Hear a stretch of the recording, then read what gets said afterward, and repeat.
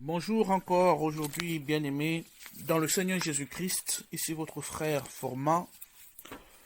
Je viens ce matin par la grâce de Dieu continuer les commentaires sur le livre de Job. Comme j'avais dit, je devais aller assez vite, donc le but c'est vraiment de survoler. Je pense que je vais faire peut-être 4 petits mini-études très très petites sur ce livre qui est extrêmement profond, mais je vais faire juste 4, maximum 5 études, juste pour éveiller le cœur des enfants de Dieu et, et par la grâce de Dieu contribuer à ce que les cœurs s'attachent vraiment à Dieu, que les enfants de Dieu comprennent la nuance qu'il y a dans beaucoup de choses, qui s'attachent véritablement à l'éternel, quelles que soient les circonstances, parce que ce qui triomphe du monde, c'est notre foi.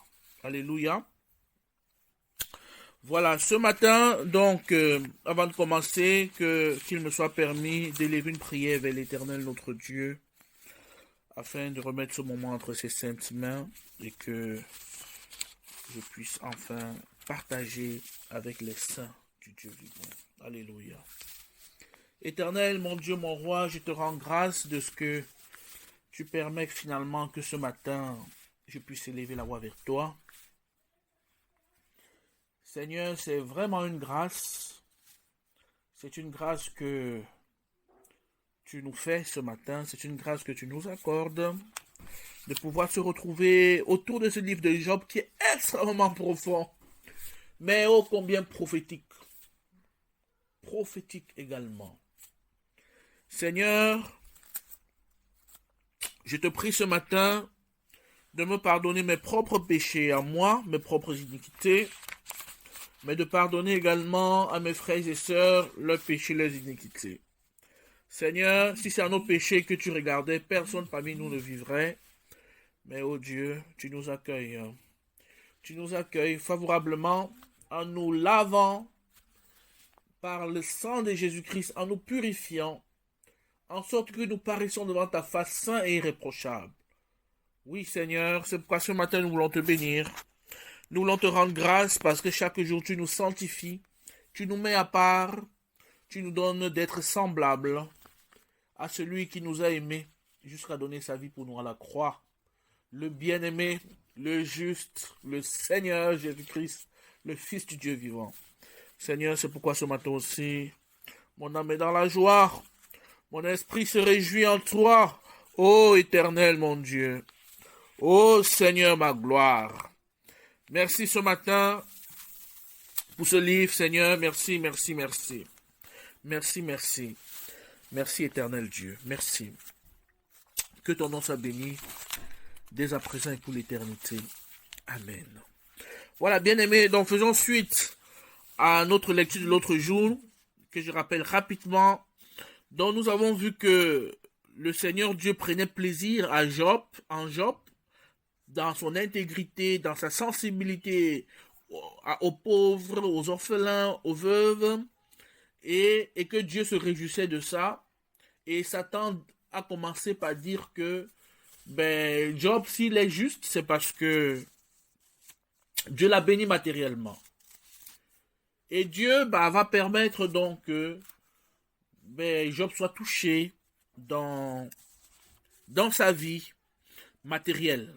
Donc on va voir Dieu va permettre qu'il soit touché dans sa vie matérielle. Après, ses enfants seront touchés, donc il va perdre ses enfants. Et après, sa propre vie sera touchée. Et nous avions dit la fois dernière que c'est vraiment rempli d'enseignements parce qu'on voit que Dieu, premièrement, notre Père, par Jésus-Christ notre Seigneur, peut se réjouir en nous. Et donc, par conséquent, nous devons faire très très attention dans notre manière de marcher, parce que non seulement Dieu nous regarde et il se réjouit quand nous marchons dans la justice par Jésus-Christ qui vit en nous, mais les anges également regardent et ils témoignent. Vous voyez? Et donc c'est important de ne pas perdre ces choses-là de vue. N'est-ce pas, bien-aimé? Voilà. Donc, on va continuer à lire donc ce qui s'est passé. Et donc, on va parler des épreuves. Dans la fois dernière, j'ai survolé. On va un peu parler des épreuves. Les premières épreuves qui vont arriver dans la vie de Job, on en parle à partir du chapitre 1 au verset 6. On va te dire que ses fils et ses filles étaient réunis dans une salle. Hein? Donc, après que Dieu ait permis qu'on touche à ce qui appartient à Job, tu vois, ils vont rester comme ça, ça va s'effondrer sur eux. Hein? Un vent violent va passer, ça va les détruire, ils vont mourir. C'est comme ça que la végétation, les bœufs, les troupeaux de Job seront mis en péril. Ainsi de suite. Donc Job va tout perdre. Tout perdre du jour au lendemain. Tout perdre du jour au lendemain. Bien aimé, ça peut arriver. Mais souvenons-nous que notre plus grand trésor, notre plus grand bien, ce ne sont pas les choses matérielles du monde qui périssent, mais c'est Jésus-Christ. C'est pourquoi Dieu peut se permettre de nous enlever même parfois ces petites choses-là. Parce qu'il sait que lui, il nous suffit. C'est lui, il nous suffit. Ça ne veut pas dire que je voudrais que les gens vivent dans le manque, dans le besoin. Non, moi, je ne souhaiterais pas vivre dans le manque, dans le besoin. Mais des fois, Dieu m'a fait passer par le manque et le besoin. Des fois, Dieu m'a fait passer par le manque et le besoin. Des fois, dans ma vie. J'ai beaucoup souffert dans ma vie. Mais je ne vais pas, ici, ce n'est pas le moment. Et c'est des moments où ça permet à Dieu de confirmer que, oui, nous reconnaissons que c'est lui le trésor suprême. Vous voyez, parce que des fois on doit balancer les trésors. Hein? Des fois on doit perdre un pour l'autre. C'est pourquoi l'apôtre Paul dira quelque part que quand il a connu Jésus-Christ, il s'est dépouillé de tout. Il a regardé cela comme la boue afin de gagner le Christ. Vous comprenez, bien-aimés? Donc, il faut savoir que nous devons nous attacher au Seigneur. Si Dieu nous bénit matériellement, gloire à Dieu, profitons-en et faisons également du bien aux autres, n'est-ce pas? N'oubliez pas, la libéralité, ça fait partie intégrante de la vie des enfants de Dieu. Intégrante. J'ai bien dit la libéralité. Ça veut dire pouvoir faire du bien aux autres, faire des choses justes, penser à la justice, ainsi de suite. C'est des choses très profondes, mais ce n'est pas ça l'objet de l'enseignement, de l'échange de ce matin. Alors, voilà que Job perd ses enfants, il perd ses troupeaux, il perd tout. Et pendant que il perd tout cela, c'est très grave, hein, c'est un grand deuil, hein.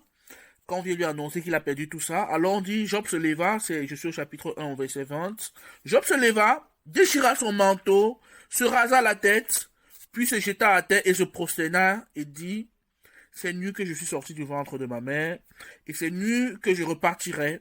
L'Éternel a donné, l'Éternel a repris, que le nom de l'Éternel soit béni.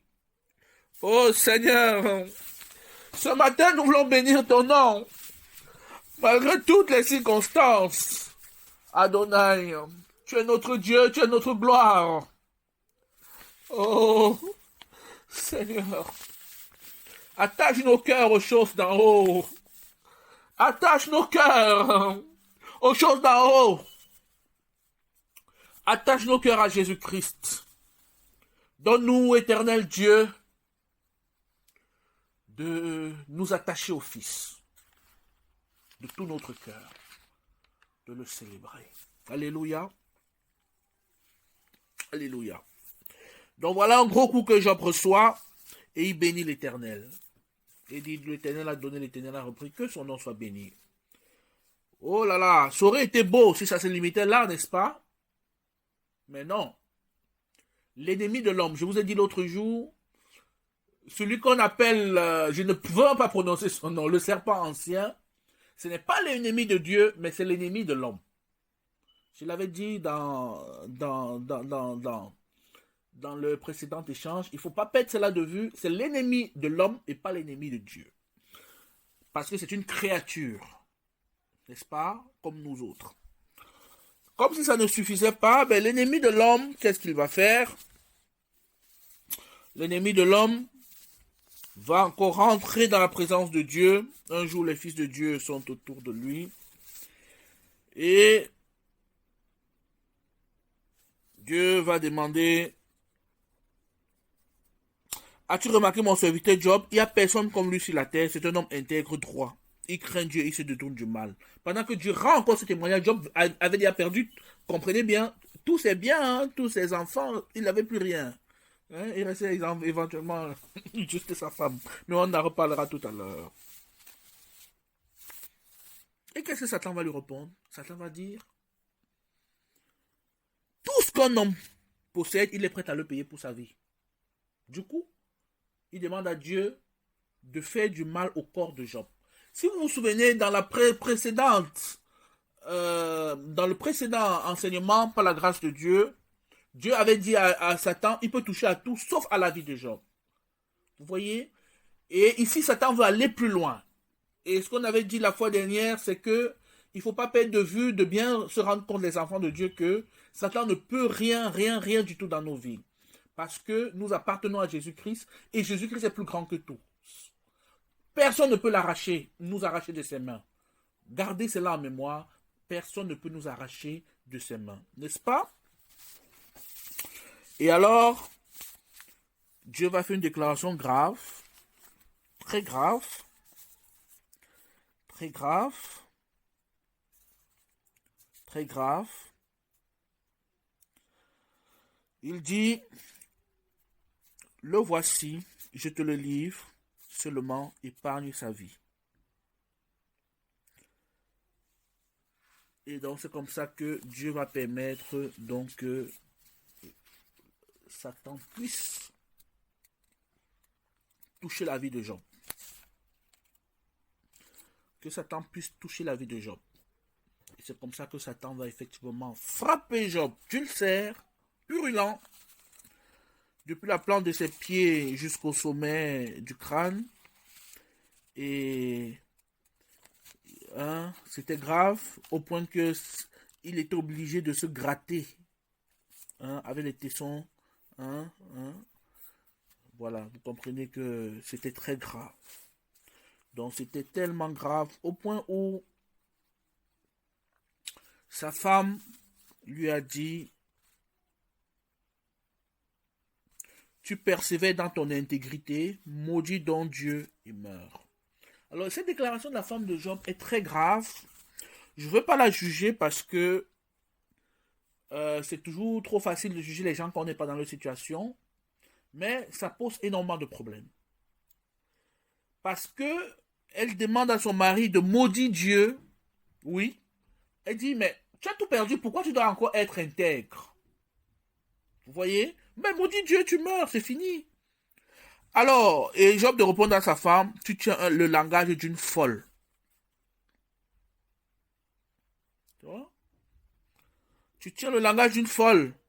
Nous acceptons le bien de la part de Dieu et nous n'accepterions nous pas aussi le mal de sa part. Et donc ça, c'est une réponse extrêmement profonde de Job, remplie de sagesse. C'est une réponse de justice. Mais il faut savoir que ce n'est pas la nature de Dieu, parce que Dieu est amour. Tout ce que Dieu fait, tout ce que Dieu a permis, derrière, il y a l'amour. Il y a la justice, il y a le bien. La douleur ne vient pas de Dieu. La douleur est la conséquence des choses que nous nous sommes mis dedans. C'est par le péché, par exemple, que l'homme est tombé dans la douleur qu'on vit aujourd'hui. Vous comprenez? Et la Bible nous enseigne dans le livre de l'Apocalypse que justement, à la fin des temps, Dieu lui-même va essuyer toute larme de nos yeux. Parce que ce n'est pas avec plaisir que Dieu nous voit pleurer jour et nuit. Mais nous devons bien savoir que cela est la conséquence des actes de nos parents. Quand je dis nos parents, c'est depuis le premier. Jusqu'à aujourd'hui, nos propres actes. Parce que je vois des gens qui viennent souvent me voir et ils viennent me voir et ils se plaignent de comment le monde va mal, de comment, oui, les autres ont fait ci, les autres ont fait ça, mais eux-mêmes dans leur vie, ils ne sont pas prêts à bouger le petit doigt. Et donc, ils pensent qu'ils vont rester dans leur méchanceté et les autres vont changer de leur méchanceté. Non, c'est pas possible. Commençons par nous changer nous-mêmes par la grâce de Dieu. Et donc, c'est comme ça que le monde vit dans la violence parce que chacun ne pense qu'à lui. Chacun ne veut qu'abuser de son frère. Mais sauf que quand ça se généralise, ben, ça fait une société difficile à vivre, remplie d'injustice et de violence. Et donc, c'est ce qu'on vit. Et donc, pour revenir, donc, la femme de Job lui dit, tu persévères dans ton intégrité, maudit donc Dieu et meurs. Alors, quand tu prends le recul pour écouter ce que cette femme dit, tu te dis, mais, donc, elle dit à son mari, puisque Dieu t'a retiré tes biens, donc nous sommes ici au niveau du chapitre 2, hein, au niveau du verset 9, donc elle lui dit, puisque Dieu t'a retiré tes biens, mais maudis-le, tu vois, ça allait être très logique selon les êtres humains. Mais qu'est-ce qu'elle ne sait pas? C'est que justement le deal, c'est l'enjeu de ce que Job vit, c'est justement de voir est-ce qu'il va garder son intégrité s'il a tout perdu. Vous voyez? Donc c'est comme ça que parfois on est très loin des affaires de Dieu. Et la Bible nous exhorte justement, la Bible nous exhorte à connaître les voies du Seigneur. Il faut comprendre les choses dans lesquelles Dieu est. Il faut comprendre ce que Dieu est en train de faire à chaque moment. Et en lisant sa Bible, on le sait. On le sait.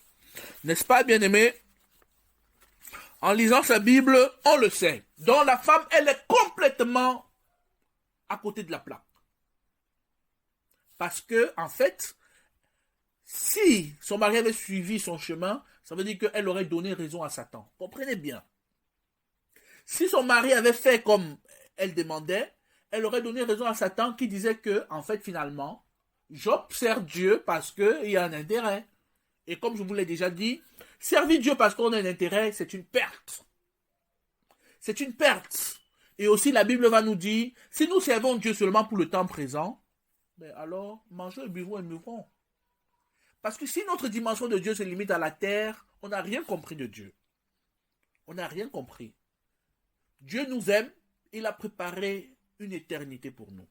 Sur la terre, déjà, il nous manifeste sa fidélité, il nous manifeste son amour, il nous remplit de la joie et de la paix du Saint-Esprit. Une chose que, dans le monde, c'est seulement les enfants de Jésus-Christ qui l'ont. C'est la capacité à vivre dans la paix malgré tout. La capacité à voir des volcans bouger et être en train dans le calme. La capacité à bénir son ennemi. À vouloir que son ennemi soit bien et béni. Ça vient du Seigneur. Oui, Adonai. Oh Seigneur, ce matin, je vais te bénir. Parce que tu as fait de grandes choses dans nos vies, Seigneur. Tu nous as donné d'aimer nos ennemis. C'est pas comme si c'est facile, parfois on fuit. Oui, c'est pas comme si le cœur est toujours en paix parce que, voilà, mais tu nous remplis de ta paix. Tu nous remplis de ta paix. C'est pas comme si le cœur n'est pas troublé, oui, puisqu'il tire sur nous. Mais tu nous fais la grâce de pouvoir les bénir par ta grâce. Et nous te disons merci pour cela parce que c'est un sujet d'étonnement. Cela ne vient que de toi. Donc, comme je disais, donc si Job avait suivi sa femme, il aurait donné raison à Satan. Faisons très attention à qui nous donnons raison dans la vie. Faisons très attention. Parce que parfois, Dieu va nous mettre dans des chemins où nous allons soit glorifier son nom, soit donner raison à l'ennemi. Et c'est ce que la femme de Job voulait le pousser à faire. Ce qui aurait été très mauvais. Mais, c'est pas tout ce qu'elle dit. Maudit donc et meurt. Et cette deuxième déclaration de la femme me pose problème. Je dis, oublions un instant que nous sommes des enfants de Dieu. Quelle est la bonne raison pour laquelle il faut qu'il fasse un truc mauvais avant de mourir? Puisque tout ce qu'il va déclarer, le but c'est de mourir. Puisqu'elle le dit, maudit-le et meurt. Mais pourquoi faut-il maudire quelqu'un pour mourir?